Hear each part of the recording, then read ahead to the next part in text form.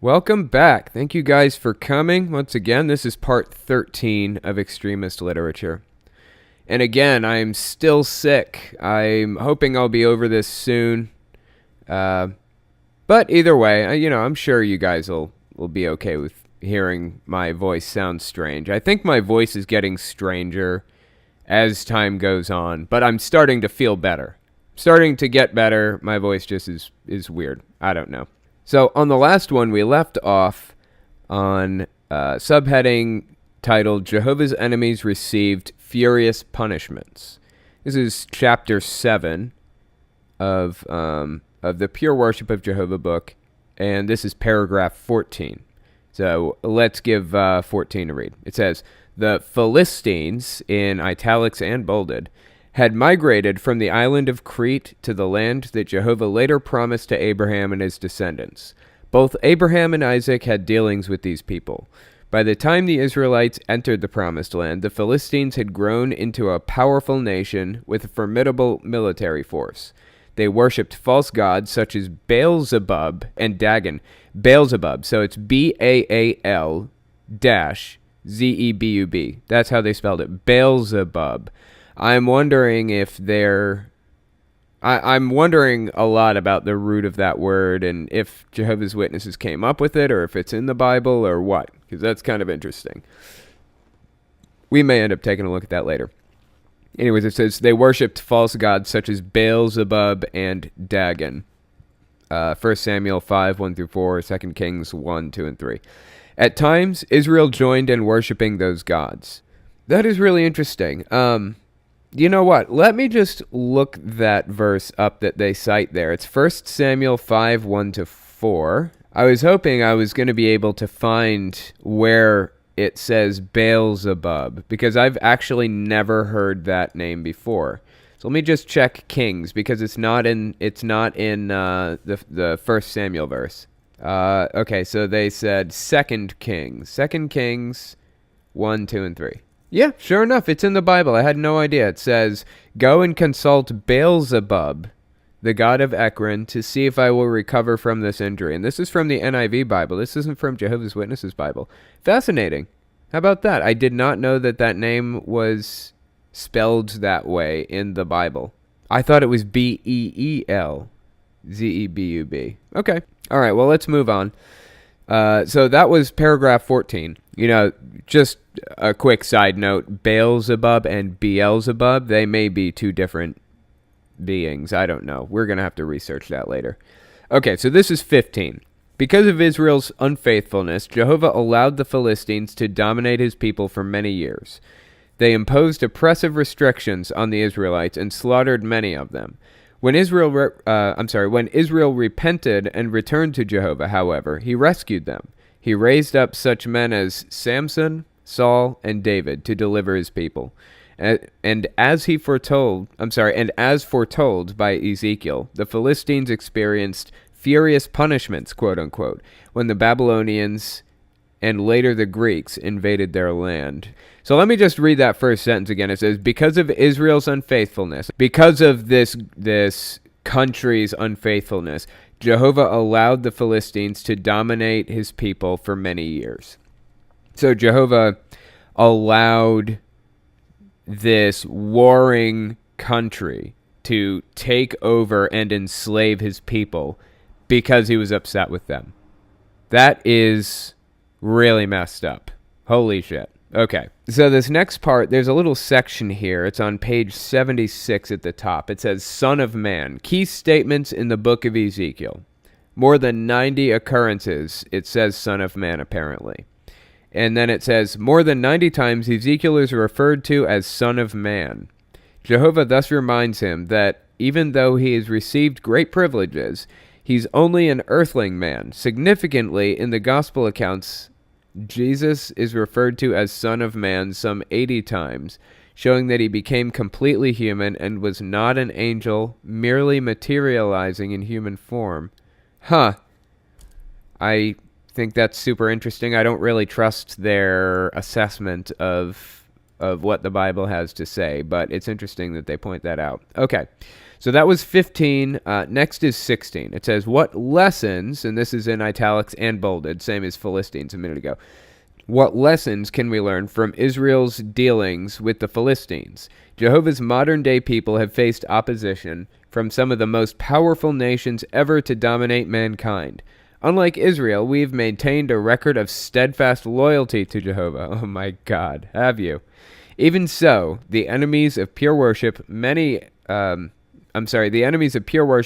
at times seem to prevail.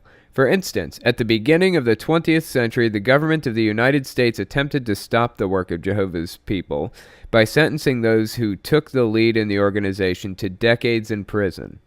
During the Second World War, the Nazi Party in Germany tried to wipe out God's people, imprisoning thousands and killing hundreds.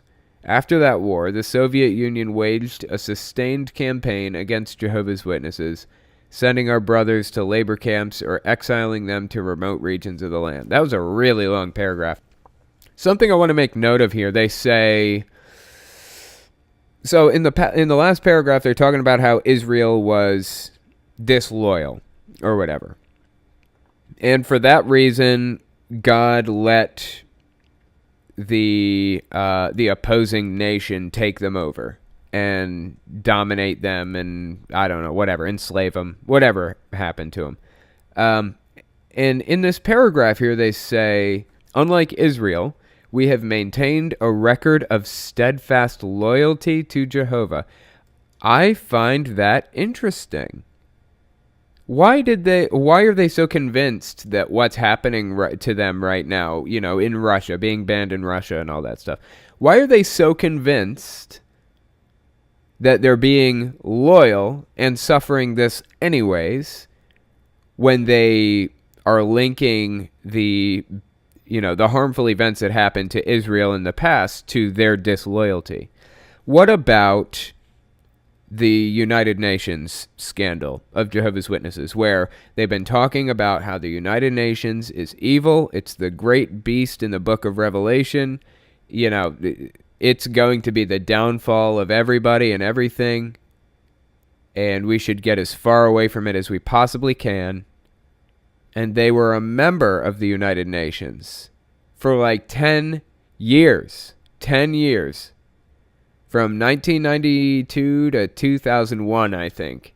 So actually, I don't remember. Maybe 9 years. But a really long time. Come on, people. I mean, it was busted wide open by The Guardian. The Guardian reported this. And it was such a big deal that they tried to cover it up. They really hammered down on the, don't get on the internet and read opposing views. Don't get on the internet and read about Jehovah's Witnesses unless you're on our website. And they sent letters around to all the congregations for the elders that were basically telling the elders why they were a member of the UN and what to tell the members if they were asked about it. And their reasoning was they said they wanted to use the UN libraries. That's what was in the letter. They said they wanted to be registered as an NGO, non-government organization with the UN, because then they could use the UN libraries for research. But the thing is, there are depositories, book depositories, with the same research material that was at the UN library within 10 miles of that location.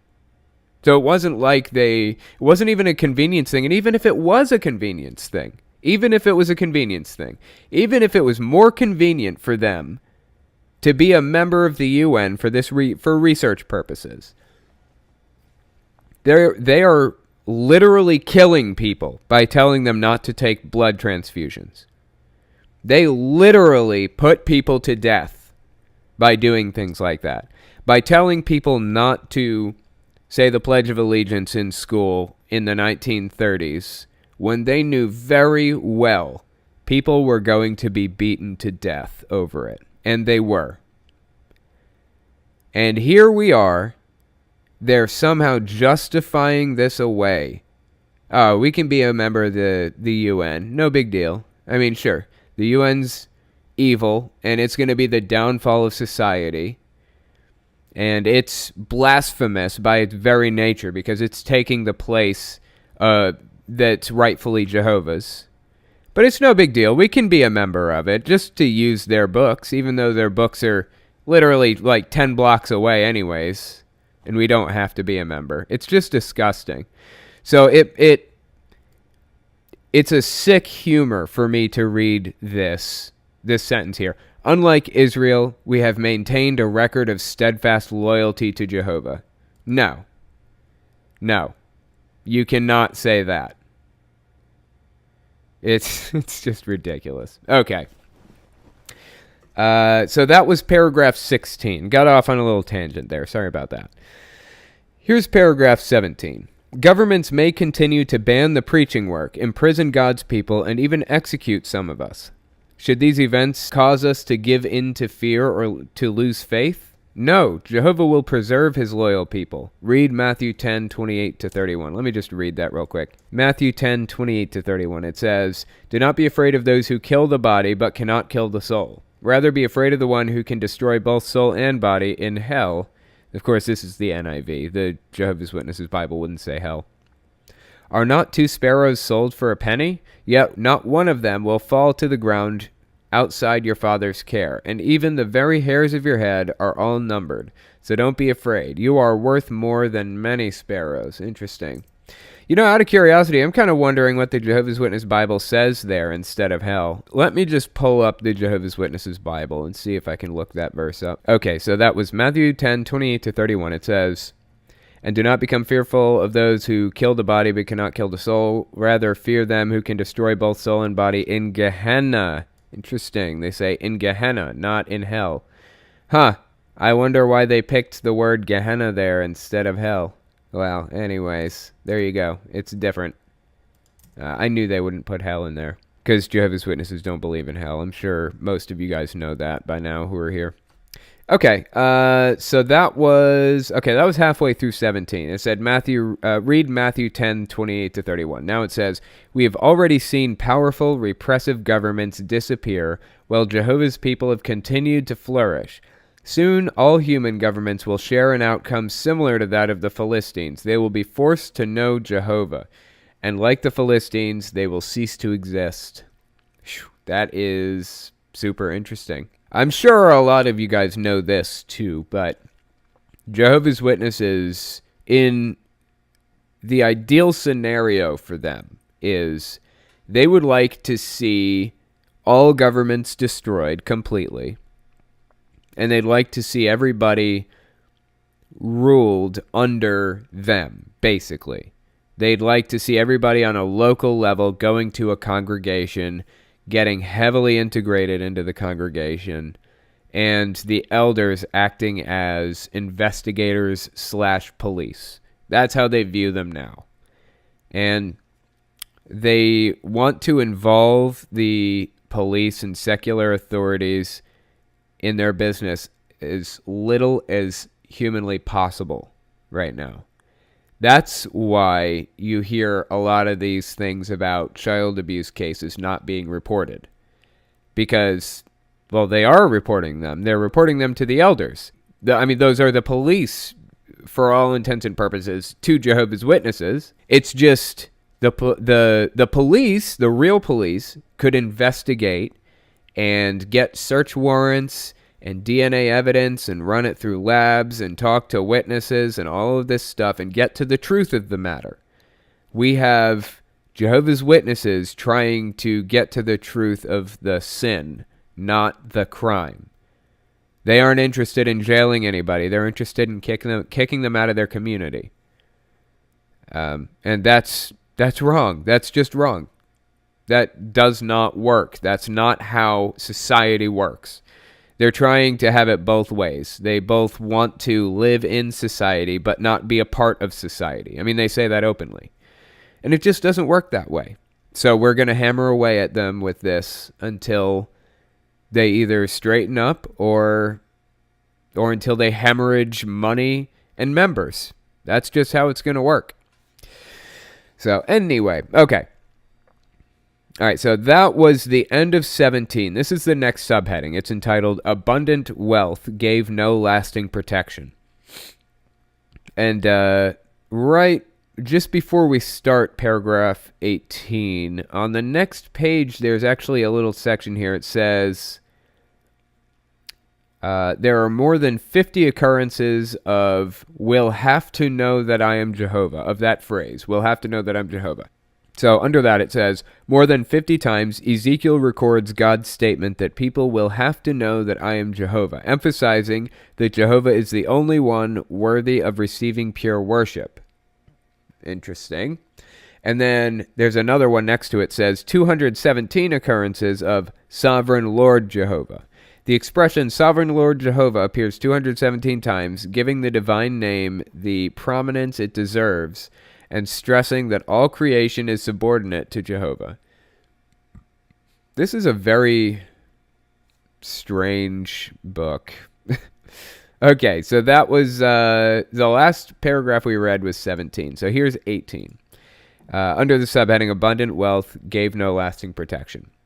The ancient city of Tyre, and that's in bold and italics, sat at the center of one of the great commercial empires in the ancient world. To the west, her ships spun a web of trade routes that stretched across the Mediterranean Sea.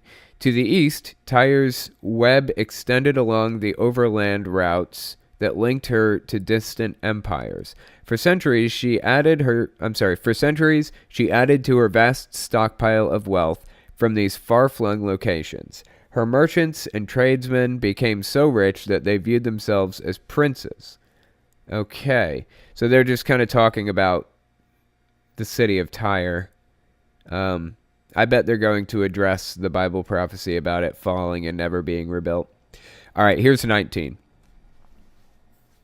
Under kings David and Solomon, Israel had close ties with the inhabitants of Tyre, who supplied material and craftsmen to help build David's palace and later Solomon's temple. Tyre saw the nation of Israel at its best. Just think of the opportunity that thousands of Tyrians had to learn about pure worship, to get to know Jehovah, and to observe firsthand the benefits that come from serving the true God. What benefits are we talking about here? Are we talking about complete submissiveness to an overlord organization? I don't know what benefits we're working with that I couldn't get outside the organization. Okay, here's 20. Despite that opportunity, however, the inhabitants of Tyre remained steadfastly materialistic in their outlook. They did not follow the example of the powerful Canaanite city of Gibeon, Gibeon, Gibeon, whose inhabitants merely heard about Jehovah's great works and were moved to become his servants. In fact, the inhabitants of Tyre ended up opposing God's people and even sold some of them into slavery. Interesting. The first sentence here in 20 says, despite that opportunity, however, the inhabitants of Tyre remained steadfastly materialistic in their outlook. I've said this before. Jehovah's Witnesses are really, really against money or materialism of any kind. And I feel like you have to keep it in perspective. You don't want to get completely obsessed with objects or money or whatever. But there's nothing wrong with wanting more than you have. There's nothing wrong with wanting a better life than you have. I had to learn that the hard way. I believed that being poor was the best thing. I believed that not going to college was the best thing for a long time. I now see that it's okay to like having money, having things, you know. And according to a scientific study, I don't know. I'll see if I can find it at some point. I haven't looked at it in a long time. But it's something about, don't quote me on this. I believe there's a range of happiness, a range of money that makes you happy. So after a certain amount of money, you get diminishing returns. After, say, $70,000 a year, you start to get less happy. So at $80,000 a year, you're less happy than you were at $70,000. $90,000, you're less happy than you were at $80,000 a year. That kind of thing. And there's a minimum amount of money that you need to be happy. You need to have basic living essentials to be happy. You can find happiness here or there outside of money, but if you don't have what you need to live, then finding happiness is going to be really difficult. And I think the minimum, at least for my area, is like $30,000 a year or something like that. If you're not making that much, you don't have what you need. You don't have, your dental bills paid. You don't have glasses. There are things that you need. You don't have you can't go to the doctor because you don't have the money for it, that kind of thing. Things that you need. And Jehovah's Witnesses are just happy enough to say, just forget it all, throw it all to the wind, become a pioneer. Don't even worry about college. You'll figure it out. Jehovah will provide. And that's bullshit. Took me a long time to figure that out. That is bullshit. It's harmful. It's hurt a lot of people. Okay, so that was, that was 20. That was paragraph 20. Next paragraph is 21. Let's give it a read. Through Ezekiel, Jehovah said to those opposers, "Here I am against you, O Tyre, and I will bring up many nations against you, just as the sea brings up its waves. They will destroy the walls of Tyre and tear down her towers, and I will scrape away soil and make her a shining bare rock." Yeah, okay, so this is getting into that prophecy about Tyre being destroyed. For protection, the inhabitants of Tyre trusted in their riches, which they felt provided them with the same security as the island city's 150-foot high walls. They would have done well to pay attention to Solomon's warning. The wealth of the rich is his fortified city. That's an oddly worded sentence. The wealth of the rich is his fortified city. It is like a protective wall in his imagination. Okay, interesting. I guess that's Proverbs 18:11. Weird. Okay, so I guess this is, I'm assuming that this is getting into the prophecy about Tyre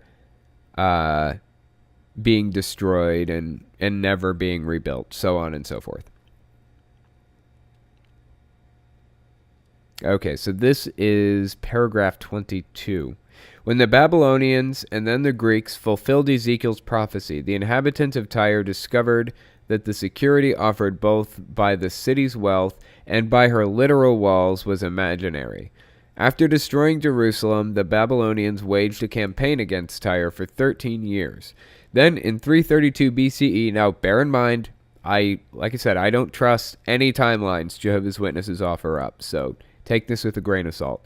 Then in 332 BCE, Alexander the Great fulfilled a remarkable aspect of prophecies conveyed by Ezekiel. His army scraped together the ruins of the mainland city of Tyre and threw the stones, woodwork, and soil into the water, building a path to reach the island city. Alexander the Great is actually pretty well-established information in the history books, so this is probably pretty solid information as far as the dates go with Alexander the Great. Alexander breached the walls, plundered the city, killed thousands of soldiers and citizens, and sold tens of thousands more into slavery. The inhabitants of Tyre were forced to know Jehovah when they learned the hard way that abundant wealth gives no lasting protection. Yeah, so this is, once again, they're just hammering down on that propaganda campaign against having money, any money. They're saying abundant wealth here, but it doesn't take them long. Just get them talking. It doesn't take them long to start maligning.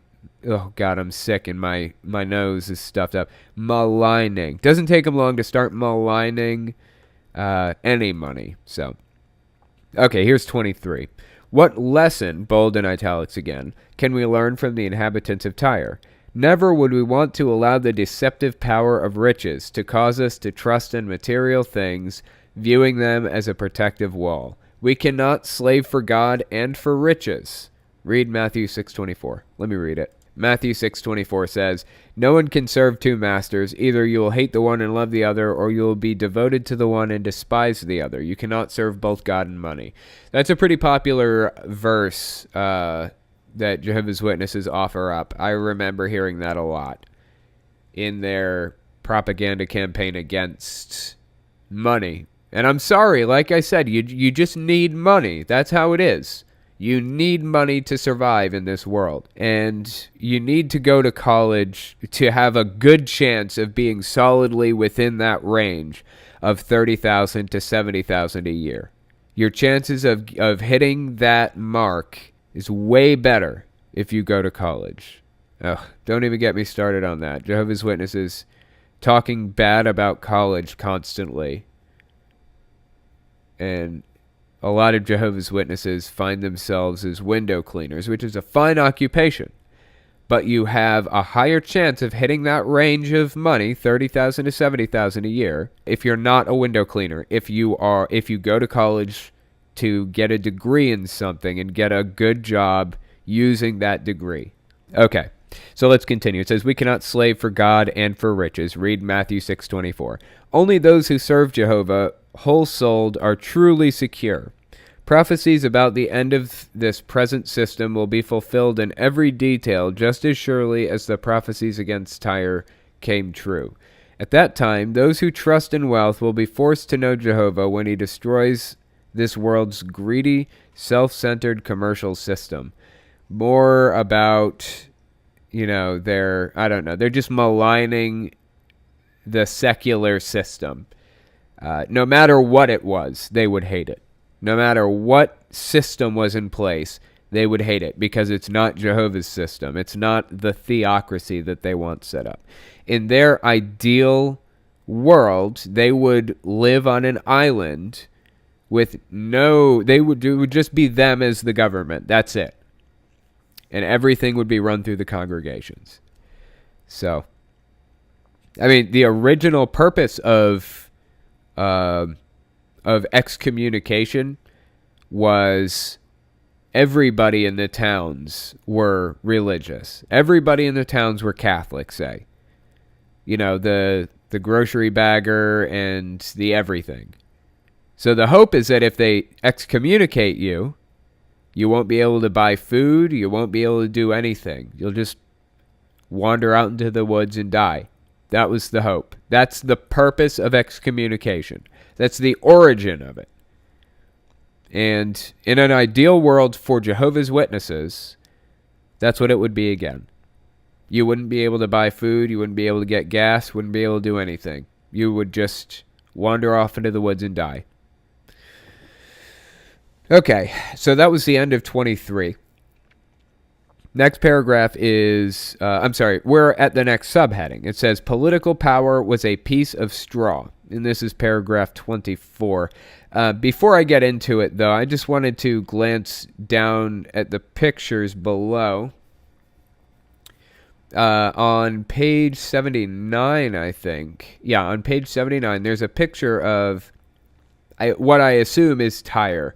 And there are some people trying to, I guess some people busted through the wall holding shields and swords.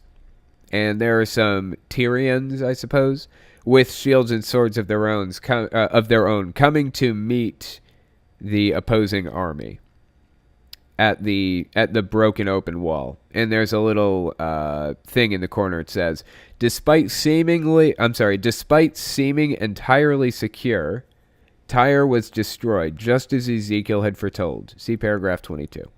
And then right below that, on page 80, there's another picture of a couple sitting on a couch in front of a TV that has an election update, I guess.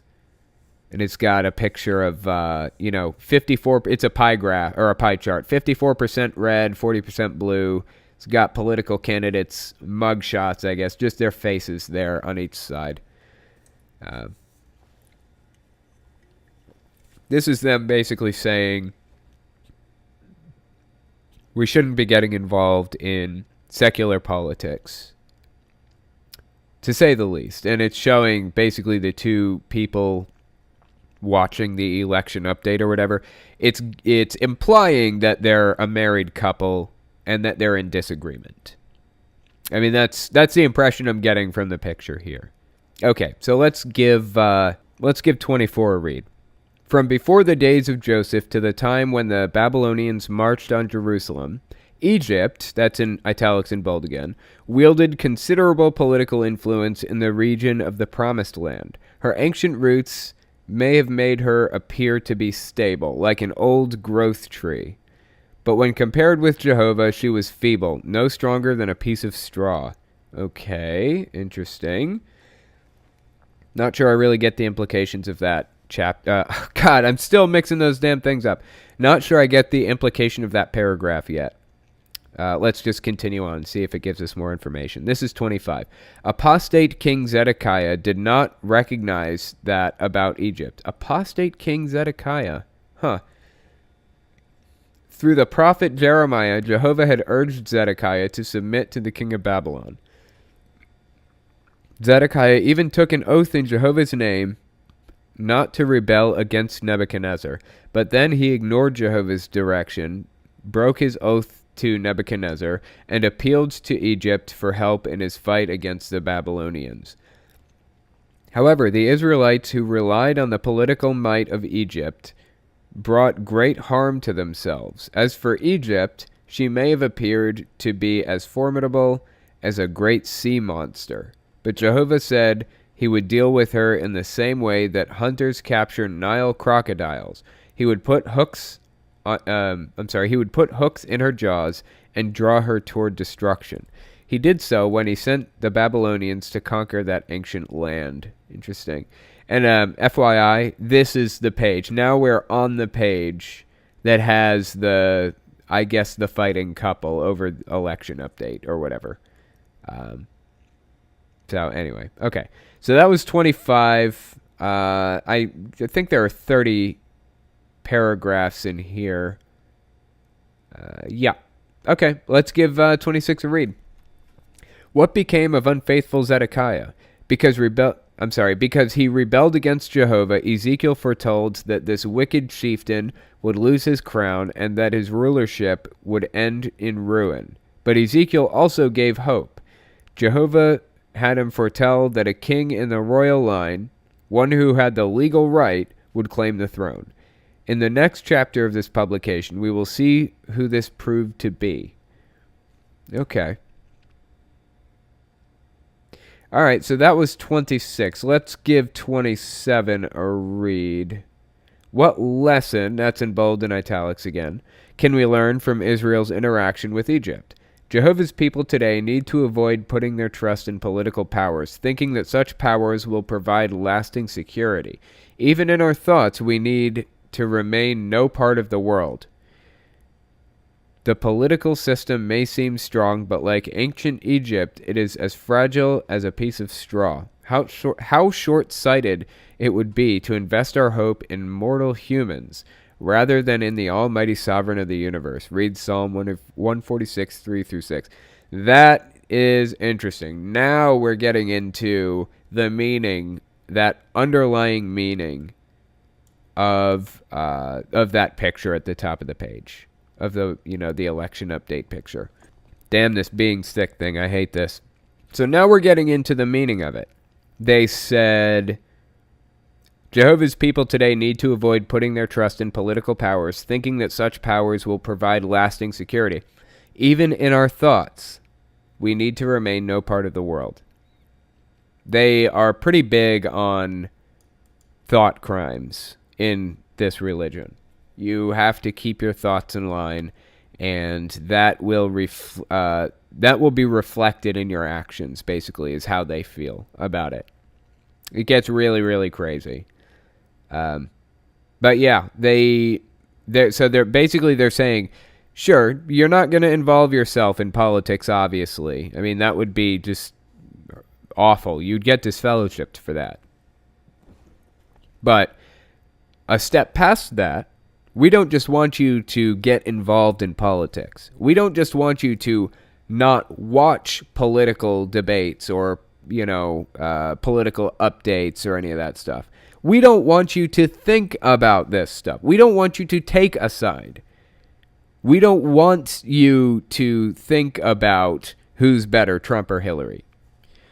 That is one thing that I got involved in pretty much immediately after I woke up from Jehovah's Witnesses, was politics. I started celebrating Christmas heavily, and I got involved in politics because I wasn't allowed to when I was in it. And as a result, I have pretty strong political views, but I try to apply the same rational thinking to politics as I do to religion, which is honestly hard to do because a lot of the time with religion, there are facts to be had. It's just not factual to think that Noah's flood actually happened. That is not factual. It is a fact that evolution takes place. We can watch it happen in a lab. We can watch the processes take place in a lab.